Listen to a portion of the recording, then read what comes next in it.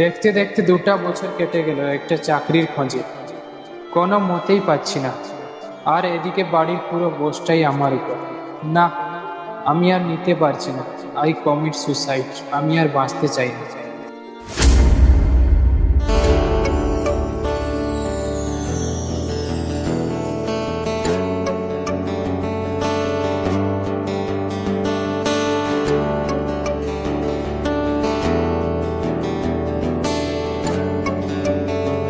যেটা করতে যাচ্ছিলে সেটা করে নিলে কি সব ঠিক হয়ে যেত?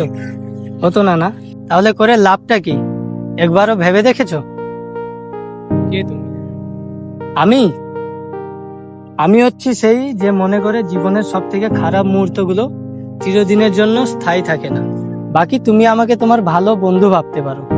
যে হয়তো আজকে ঠিক সময় না আসতো, তাহলে হয়তো বাদ দাও, ছাড়ো সেসব কথা।